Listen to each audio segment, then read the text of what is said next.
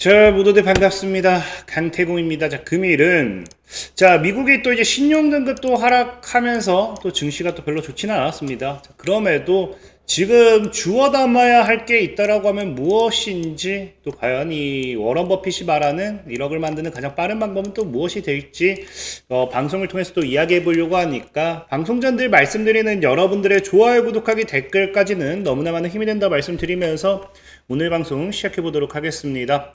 자, 일단은 오늘 뉴욕 증시를 먼저 보고 간다라고 하면은, 지난 금요일에 뉴욕 증시는 뭐 나쁘지는 않았어요. 분명히 뭐 다우지수 올라가지고 나스닥도 올라가고 나쁘지는 않았는데, 여기에 속으면 안 되는 게, 일단은 지금 현재 선물로 본다고 하면은 이 선물이 그나마 회복을 해줘서 마이너스 1%지, 보다시피 순간적인 급락을 엄청 키우고 있는 모습까지 나와주고 있기 때문에 미국 증시도 긍정적이다, 좋다라고 볼 수는 없습니다. 자, 그럼 과연 미국 증시는 왜 이런 모습이 나오는가를 놓고 본다라고 하면은, 다들 잘 알죠?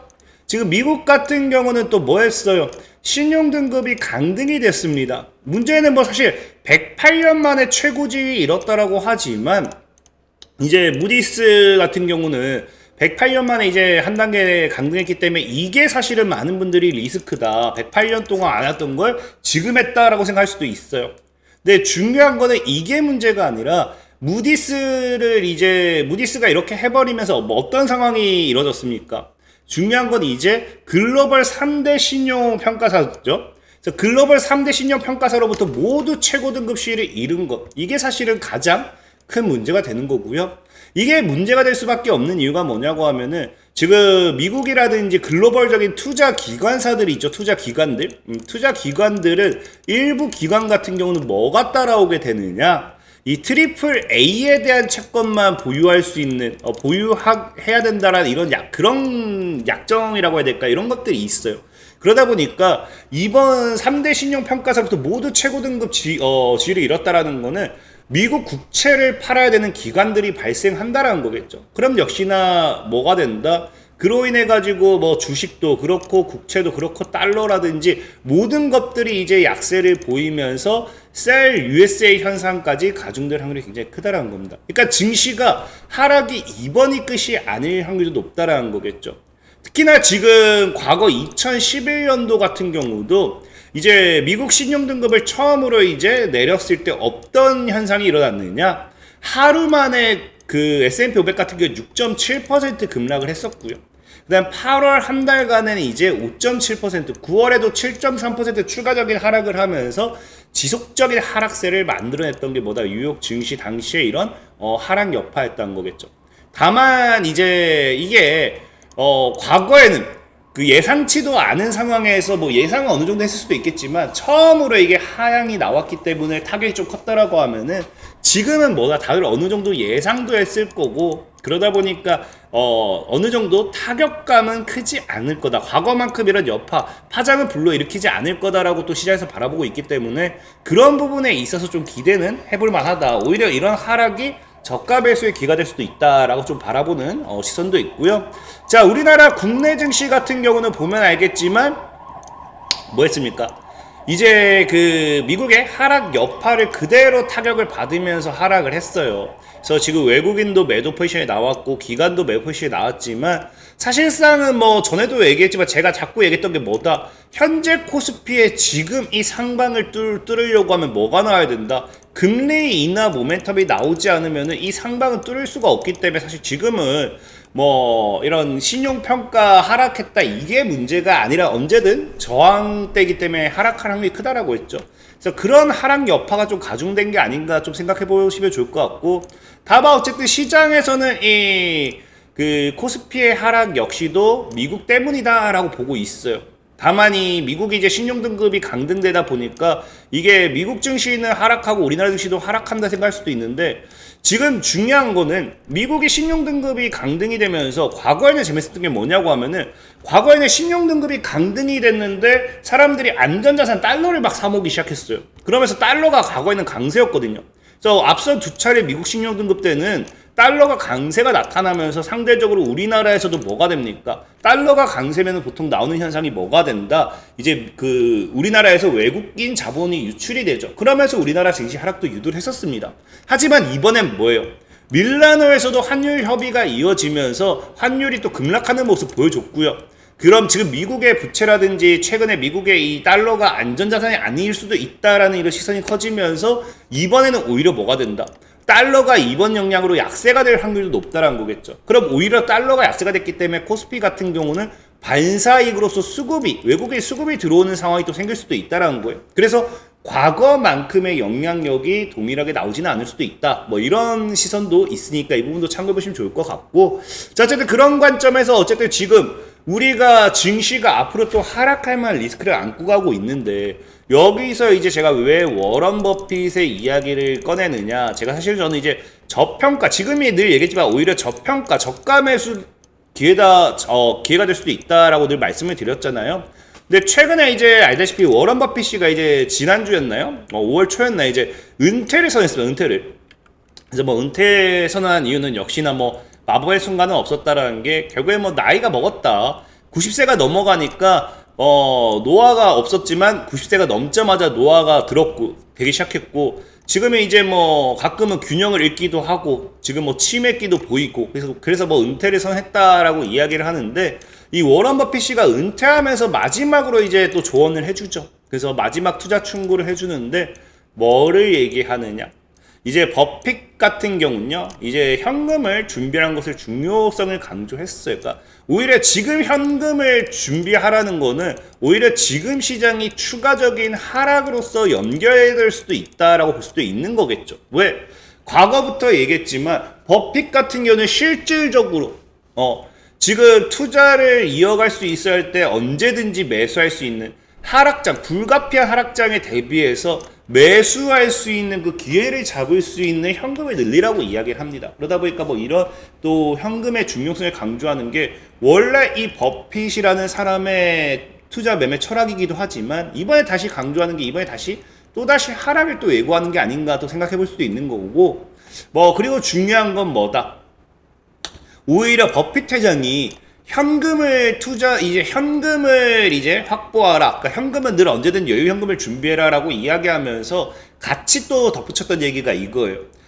그 버핏 같은 경우도 자기 이제 버크셔 해서웨이 이제 회사를 가지고 있으면서도 그 주가가 뭐합니다. 아무런 문제가 없는데도 당시에 주가가 매우 짧은 기간에 반토막 난 일이 3번이나 있었다라는 거예요. 그러니까 이런 갑자기 주가가 반토막이 나고 하락한다. 이거는 뭐다? 그냥 주식시장의 한 부분이기 때문에 겁먹지 말라고 조언을 해요.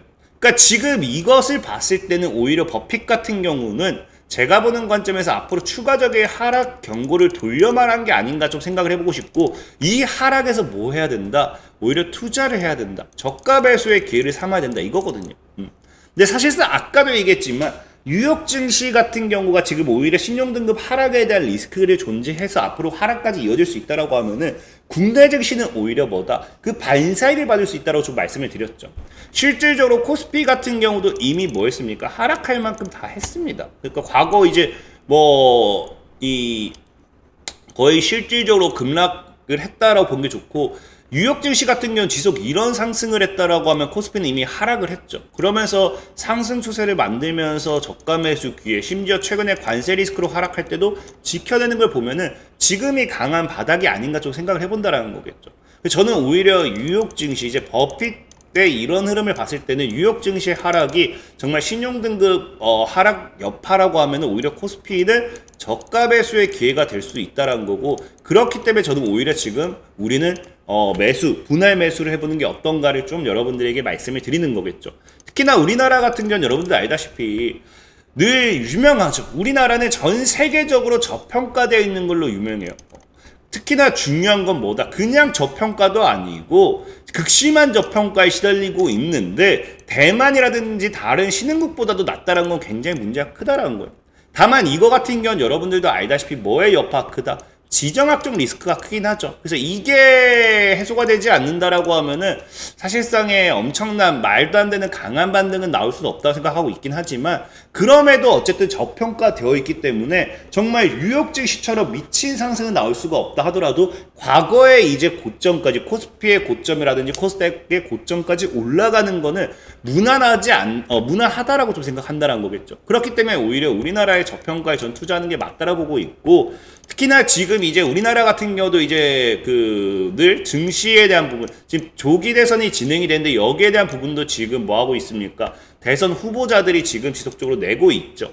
그래서 지금 뭐 국민의힘 김문수 후보도 그렇고요. 민주당 이재명 후보 역시도 증시 부양 의지를 내세우고 있습니다. 그래서 지금 뭐 사실 방식은 다르겠죠, 당연히. 방식은 다르지만 어쨌든 증시를 부양하겠다라고 얘기하다 보니까 이 역시도 정말 누가 대통령이 되든지 이후에 증시 부양 정책에 따른 반사익을 받을 수도 있다라고 보는 상황이고요. 그래서 뭐 이재명 후보 같은 경우 여러분들 알다시피 코스피 5천 시대를 열겠다라면서 예전부터 이제 얘기했던 정책 이제 다들 알고 있을 거고요.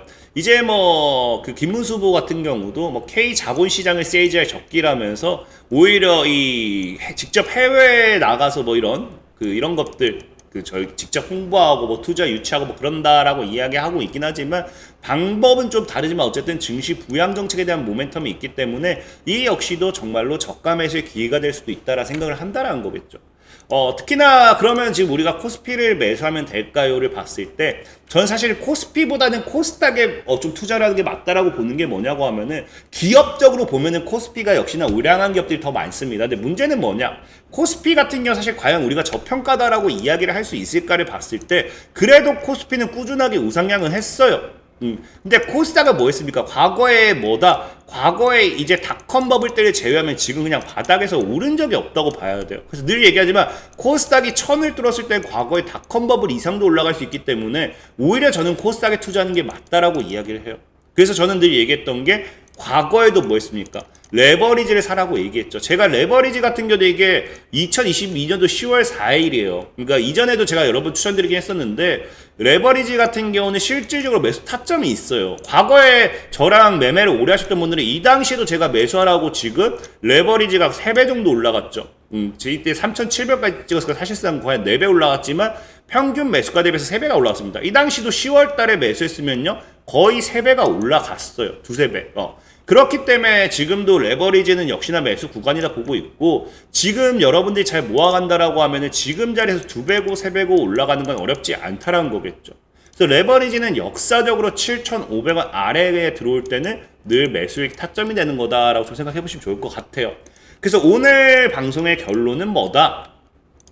뉴욕 증시의 신용등급 하락은 장기적으로 증시하락 리스크를 가져갑니다. 다만 과거와는 다르게 어느 정도 예상을 했던 부분이기 때문에 충격이 예전만큼은 크지 않고 완화될 확률이 높다라고 보시면 좋을 것 같고, 국내 증시 역시 일단 미국의 신용등급 하락 여파로 동반 하락을 할 확률이 높아요. 다만 그때가 뭐가 된다? 오히려 저가 매수의 기회가 될 수 있는 게 미국의 이런 이 신용등급 하락 여파가 결국에 달러 약세를 만들어내게 된다라고 하면은 오히려 원달러 환율이 안정화되면서 국내 증시로 외국이 수급이 들어오게 될 겁니다. 그럼 역시나 증시의 반등으로도 노려볼 수 있겠죠. 자, 그리고 지금 코스닥 레버리지는 역사상 7,500 아래로 떨어지면 늘 매수 기회였기 때문에 지금은 아래로 열어놓고 분할 매수 포지션 유지하는 것이 굉장히 유효하다, 좋을 것 같다라고 좀 말씀드리면서 오늘 방송 마무리하도록 하겠습니다. 자, 지금까지 강태공이었고요. 여러분들의 좋아요, 구독하기, 댓글까지는 너무나 많은 힘이 된다 말씀드리면서 자, 모두들 안녕.